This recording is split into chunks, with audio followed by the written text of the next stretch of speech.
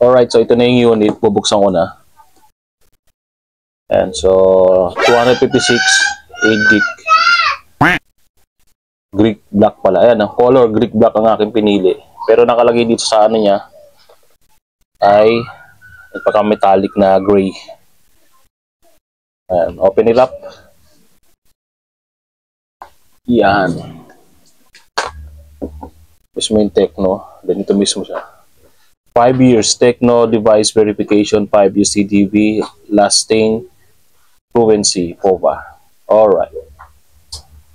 Guys. Damn. So, yan mismo yung bubungad. So, nakalagay ay MediaTek Helio G100. Walang katapusang G100 and ultimate processor. 7,000 mAh, 45 watts. Flash charge and 120 Hz, 108 MP, and dust and water resistance. Ayan, gumagalaw. Ayan.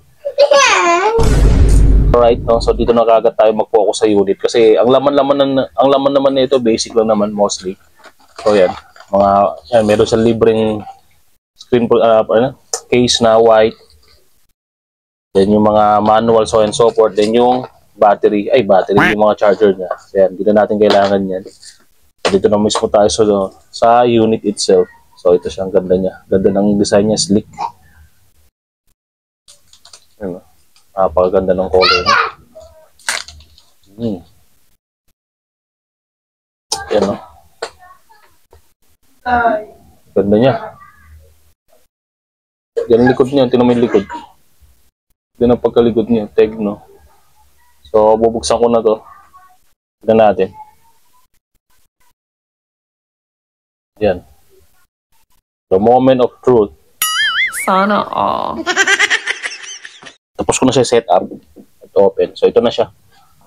Ito na yung Tecno POVA. Yan. So, gano'n lang. So, ang bago lang naman dito sa Tecno POVA ay 7,000 mAh na siya. Tapos 45 plus charge and dual stereo speaker. Yun lang. Saka ano pa ba nga features niya?